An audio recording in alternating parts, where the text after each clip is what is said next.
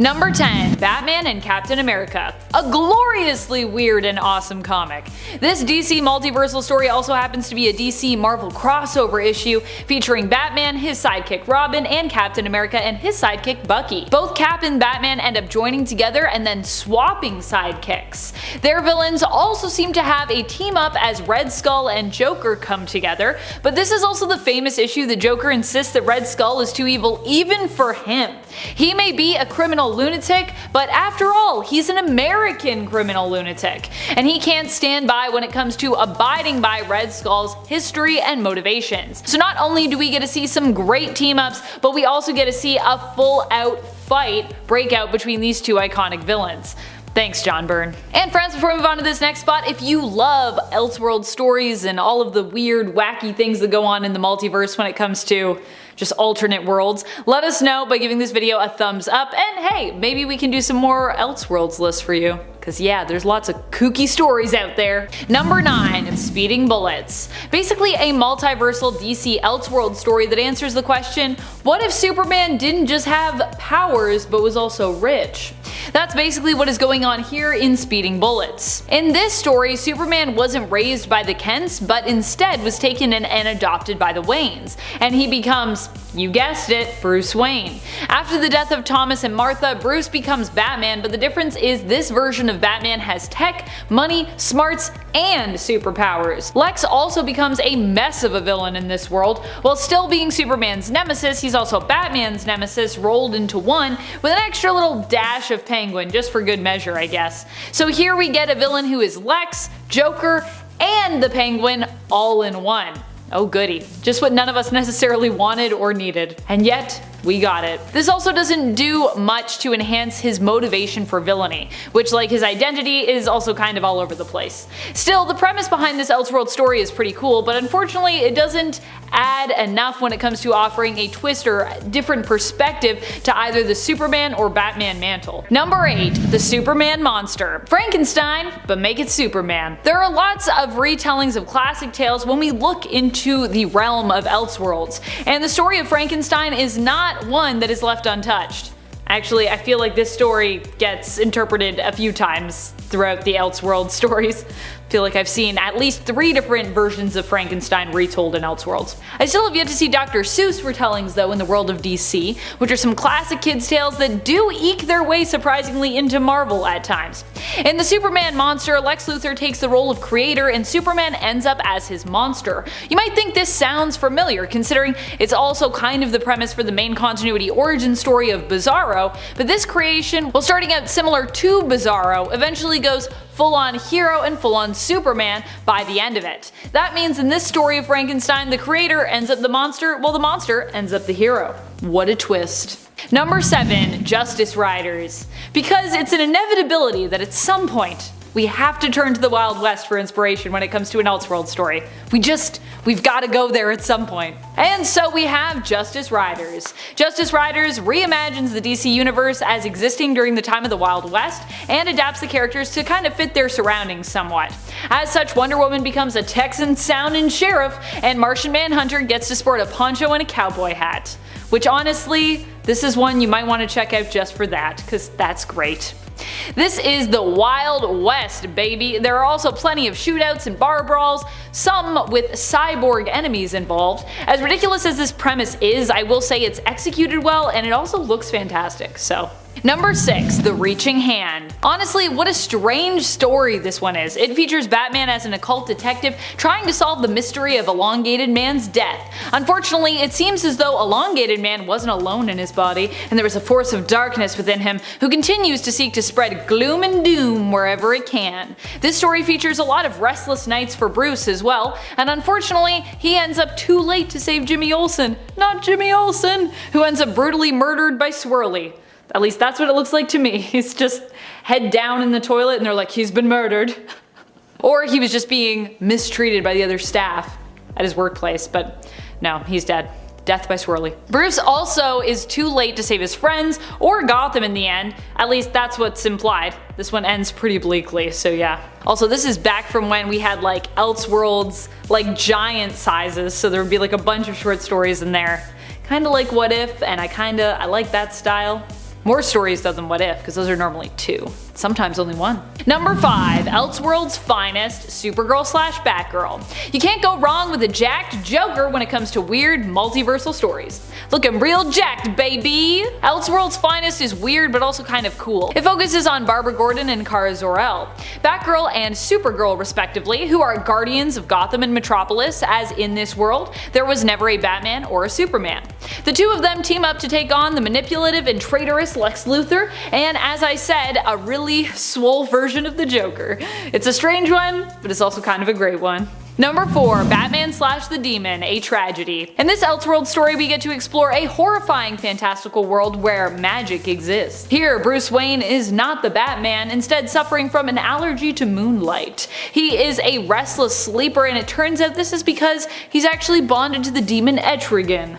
Oh my goodness. It takes Bruce a while to figure this out though, but in the end, he is too late to save his girlfriend Glenda. Poor Glenda. The best thing he can do according to Merlin is to wipe his memory, which will also mean he has no recollection of Glenda. Oh no. Merlin claims that this will save her.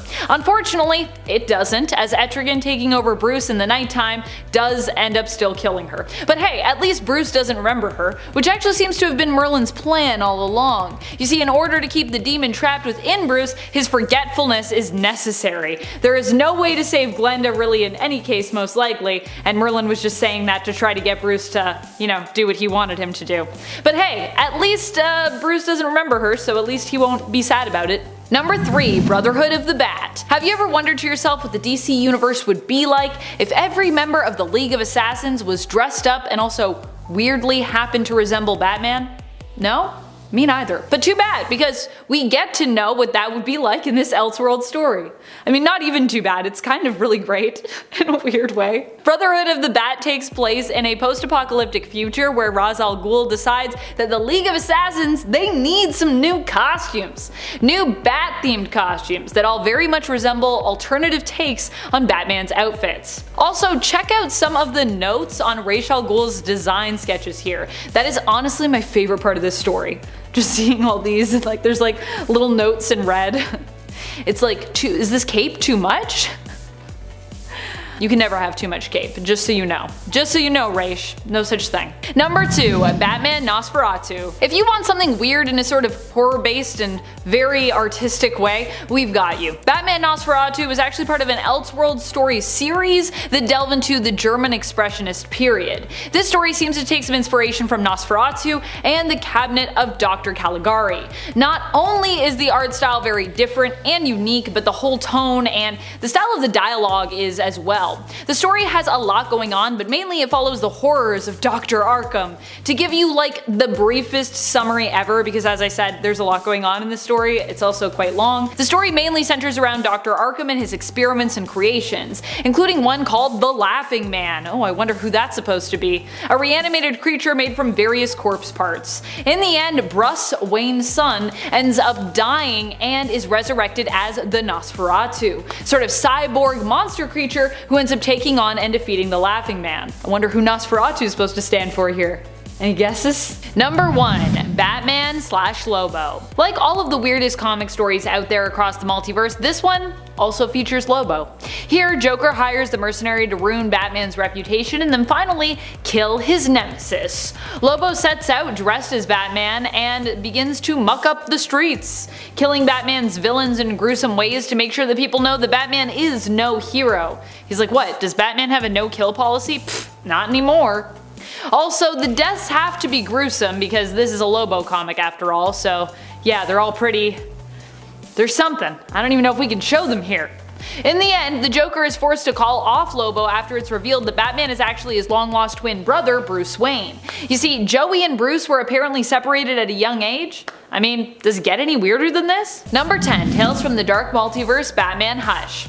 I actually really love this story, but it's also kinda out there, especially when you consider it has its own sort of theme song and a very creepy tone. In Tales from the Dark Multiverse Hush, Bruce Wayne is the one who becomes a version of the Hush character. It would be more accurate though to say that he becomes a version of Hush and Batman if they were kinda like combined together.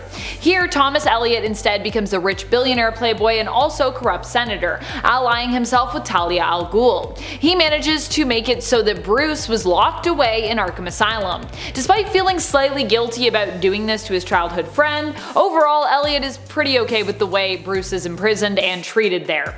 However, after faking his death, Bruce Wayne manages to escape Arkham and becomes Elliot's worst nightmare. And just for a fun fact, he doesn't go by Hush in this one though, he's the Silenced. Shh. Get it? Still like Hush. Number 9. JLA the Nail. This is an Elseworld story that centers around a literal nail. The nail in question is one that punches Martha and Jonathan Kent's tire, thereby preventing them from intercepting and adopting little baby Kal-El, who would grow up to become Superman. Or at least he would have grown up to become Superman if that's what happened. In this world, instead, there is seemingly no Superman. As such, Lex Luthor is successful in making the JLA a band of outlaws. Instead of them being celebrated heroes, they're kind of considered to be somewhat criminal, despite of course their noble intentions. What I will say is at least a lot of this artwork is pretty good. Most of the limited series ends up being kinda dull, save for a few scenes and plot points. The parts that I found the most interesting were one where Selina gets therapy while sexy posing on a desk, another being a fight involving Joker with anti-grav mitts versus Batman, which takes place after Joker has successfully killed Batgirl and Robin. Batman ends up broken as a result of the Joker's actions here. We later learn that the Superman of this universe is basically a very sensitive Jimmy Olsen who is bonded with the remaining traces of Kal-El's DNA found in this crash-landed spaceship. Jimmy doesn't like it when people laugh at him. He ends up in a fight with the real Kal-El, another interesting part of the 3-issue series, who it turns out was adopted by the Amish, hence why he never became a hero, as he preferred to stay within his community. So we get an Amish Superman, and then we also get Jimmy Olsen Superman, but he's pretty much evil. Also, what is that costume he's wearing? Sorry Jimmy, I didn't mean to laugh at you.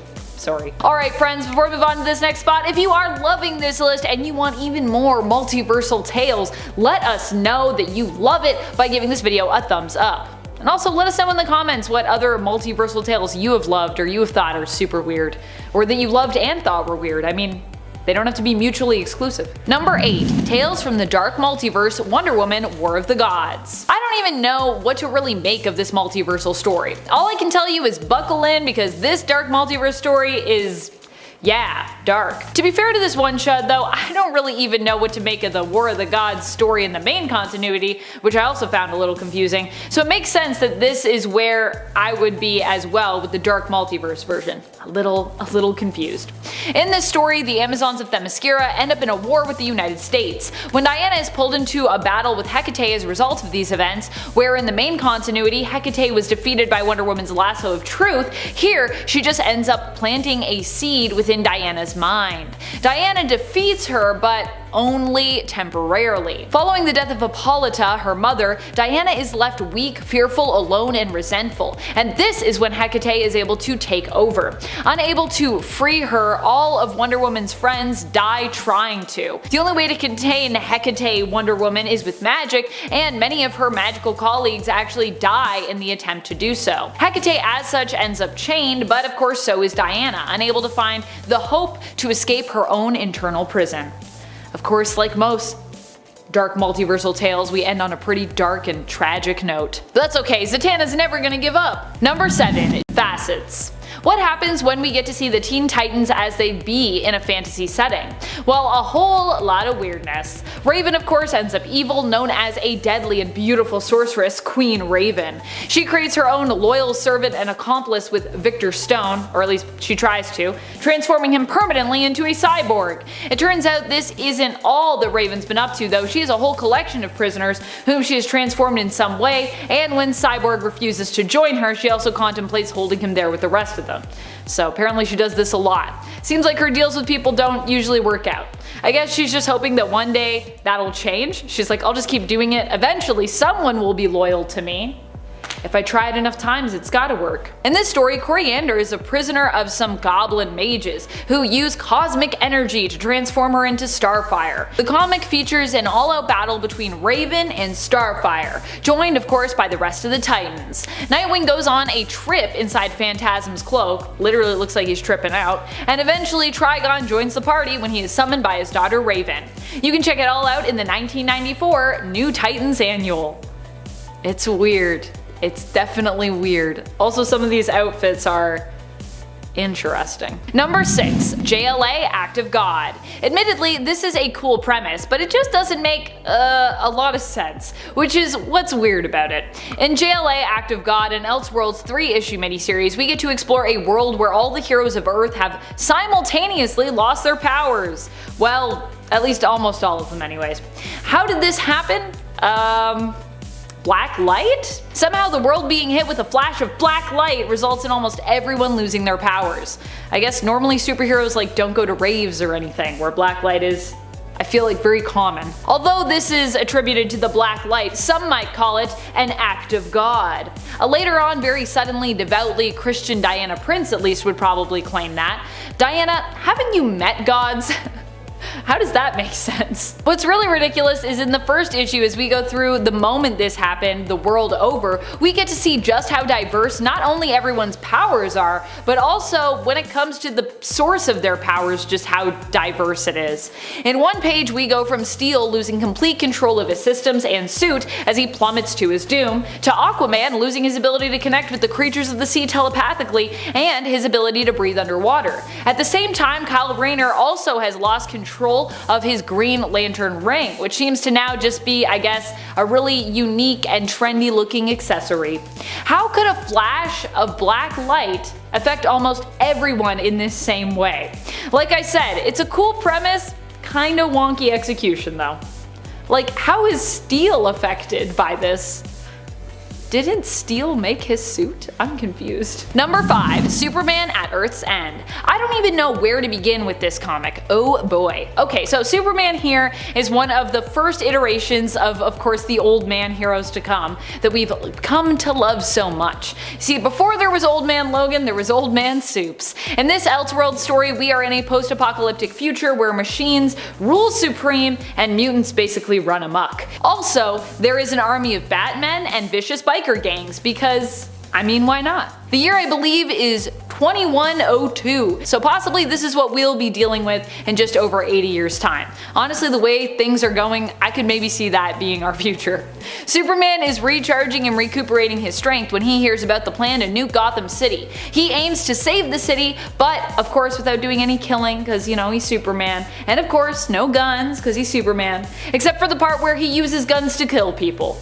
Except for that part. Mostly Robo and really bad people though, so I guess for Supes it doesn't count. It features the famous "I am a man" memeable moment, which actually was shouted in response to an android, by the way, so out of context it's really weird, but within context it actually kinda makes some sense. It's still pretty weird, but it's not as weird. Also, shortly after claiming that he doesn't need weapons, Superman chooses to wield a ridiculous mega gun known as the Expunger. It's crazy. I just love that he's I don't need weapons because I have powers. I would never do that. And then flip to 2 pages later and he's look at this giant expunger, I'm gonna use this mega gun. Number 4. All-Star Batman and Robin. Not so much a story as a full series, but I have other full series on this list, so it's fine. All-Star Batman and Robin consists of 10 issues, all of which are pretty weird when it comes to the depiction and characterization of a lot of our favorite superheroes, villains, and their allies even. Once again, we get a super jacked version of Joker in this comic. We also get a version of Vicky Vale who seems far more obsessed with Superman's manhood and dates with Bruce Wayne than any kind of serious reporting. And of course, then there are Batman and Robin. What a dynamic. Batman in this comic is the worst kind of hero, an entitled one. This is the version who refers to himself as the goddamn Batman and makes Dick eat rats and sleep in the Batcave initially. Because he's Batman and he can do that. He also torments Hal Jordan, Green Lantern, by painting himself, Robin, and the entire room and corridor yellow, and also serves and consumes yellow food and drink around him, with Batman enjoying some lemonade and Robin devouring what appears to be an all-yellow ice cream cone. All-Star Batman and Robin has to be one of the weirdest multiverses out there. And every time I go back to it, I'm like, what is happening? What is this characterization? Number 3. JLA created equal. Okay, so All-Star Batman and Robin is the not so great kind of weird, but JLA created equal is just the weird kind of weird. In this 2-part Elseworld story, we get a glimpse into a world where all the men or almost all the men, were killed off by an unexpected and sudden plague. The only two left alive are Superman and Lex Luthor in this reality, and yet for all the powerful women who remain, this book sure manages to still be about the male characters within it. In Created Equal, Superman attempts to help the rest of the new, almost all-female JLA figure out a way to repopulate the Earth. I say almost because Superman's still there, so yeah. The main concern is how to ensure the survival of the human male gender, as if they made clones, with their technology and resources, they'd actually only be able to produce female ones. I guess they can't like tamper with the genes, they can't like tamper with the DNA, or I don't know how you make clones anyway, so I probably shouldn't tell other people how to do it. Eventually, Lois Lane and Clark Kent end up conceiving a son who is born and named Adam.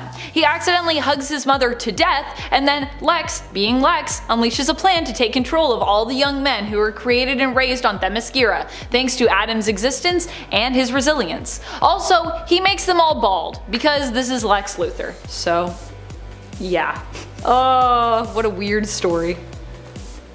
Come and join me, and also I'll be bald, because you all have lovely hair and it offends me. Number 2, Batman Reptilian. Ah yes, the story of an alien baby that belongs to Killer Croc because he was influenced by aliens while inside his mother's womb, which is how he's even mutated and also makes him like, I guess, a hybrid alien-human creation technically.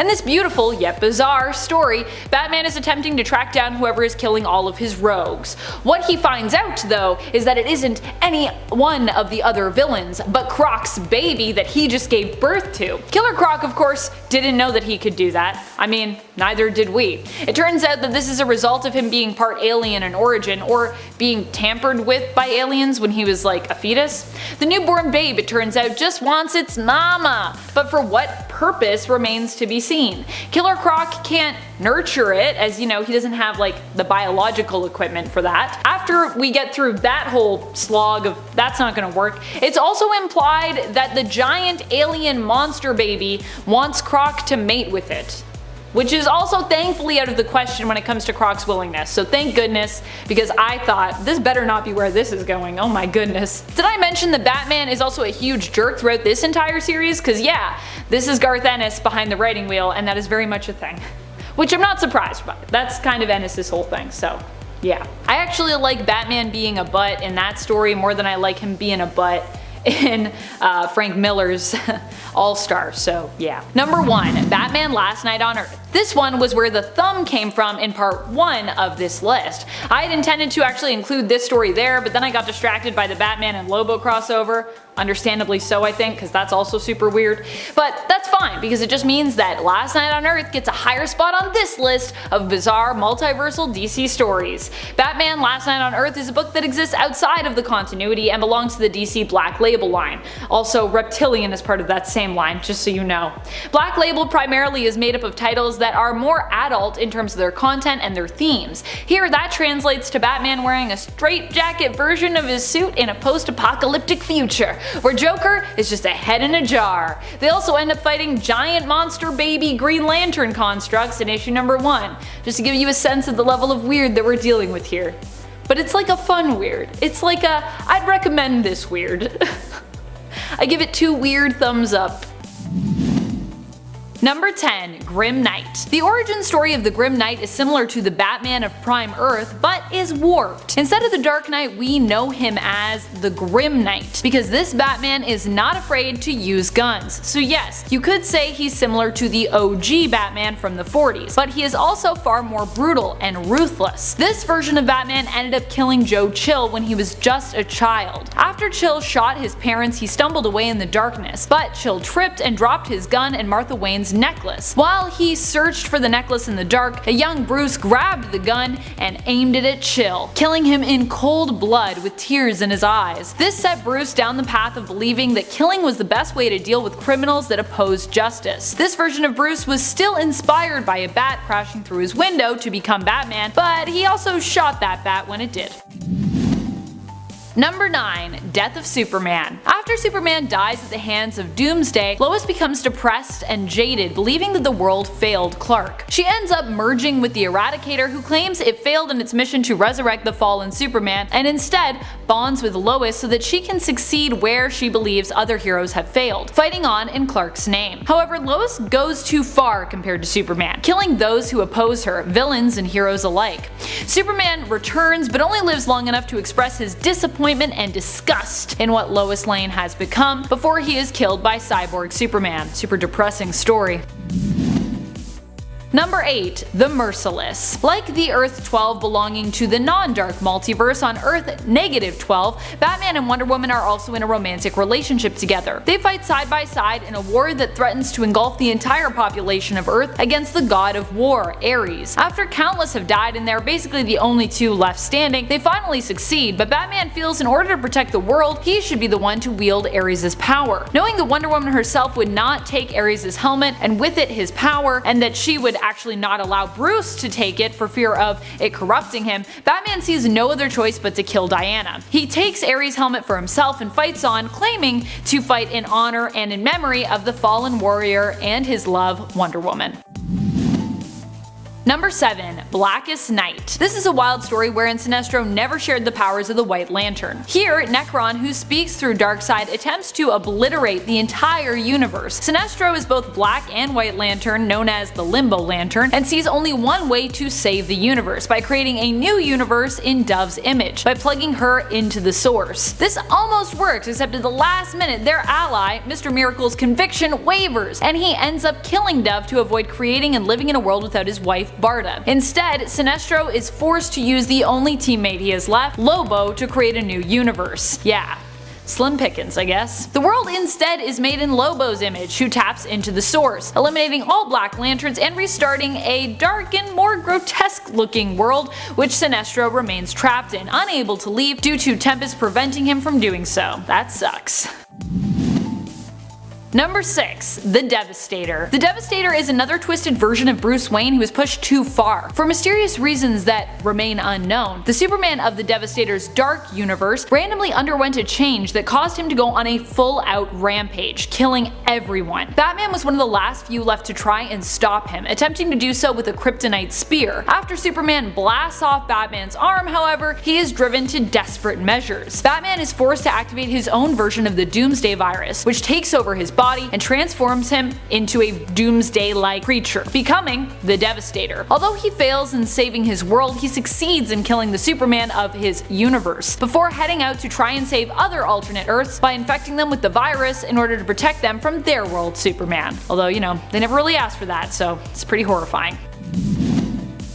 Number 5. Infinite Crisis. In the dark multiverse, Ted Kord is not killed by Maxwell Lord. Instead, Ted pretends to agree to join Lord in cleaning house when it comes to his plans for Checkmate, but he betrays Lord and kills him. Brother Eye threatens to push on with the OMAC project, but Kord offers that he could help to guide Brother Eye and take Maxwell Lord's place, help Brother Eye save and protect the planet as Lord had promised Brother would. Ted ends up attempting to recruit Booster Gold to help him with Brother Eye, but Booster isn't so sure about his friend's plan. In the end, he teams up with Superboy Prime, who has been plotting with Alexander Luthor of Earth 3 to create a perfect world in the main continuity, but Luthor betrays him. Superboy and Blue Beetle, who's now directly connected to the Brother Eye, end up teaming up. They end up attempting to take out 50% of Earth's superhero population as recommended by Brother Eye, but in the end they're forced to eliminate or assimilate all of the superhero populace, who obviously are like, no, you can't just kill us, with Ted Kord sacrificing his humanity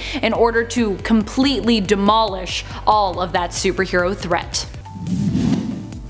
Number 4. The Murder Machine. After the death of Alfred, Batman in his grief seeks to create an AI in Alfred's image and employs the help of Cyborg. Bruce calls the project the Alfred Protocol. Alfred Protocol is also programmed to act as Bruce's infallible bodyguard, and it's this programming which causes everything to go sideways. The Alfred Protocol spreads, taking out every villain, every criminal he deems a threat to Bruce Wayne's life. However, it doesn't end there. The Alfred Protocol also realizes in order to protect Bruce, it also needs to change him, protect him from himself and his emotions by eradicating them, starting with his fear. This change infects and transforms Batman into a cyborg version of himself known as the Murder Machine, who then goes about killing everyone, determining that everyone and his attachment to them is a weakness.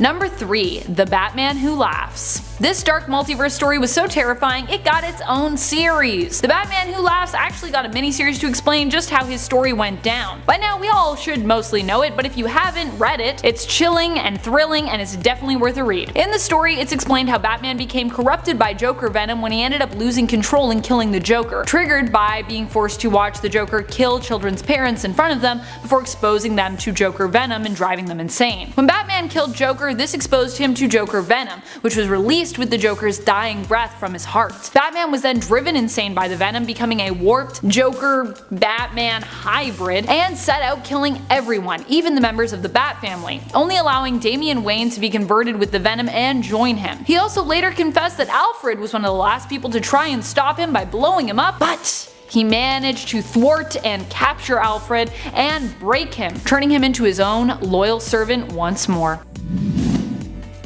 Number 2. The Judas Contract. So as bad as the Judas Contract storyline in the main continuity was for the Teen Titans, apparently its consequences could have been a lot more horrific and a lot worse. In this story, Tara finds herself inspired to become her own murderous villain all her own after one of Dick Grayson's inspirational chats. Great job, Dick. Grayson thinks that he's inspired Tara to become her own person separate from Geoforce's shadow though, not Deathstroke's shadow, as he does not know yet that Tara is actually a spy. She ends up unlocking her potential as a result, becoming more powerful than ever, taking up the name Gaia. She not only tears Slade Wilson apart, literally, but she kills the entire team of Teen Titans, even poor Beast Boy, no! And she also kills the entire Justice League.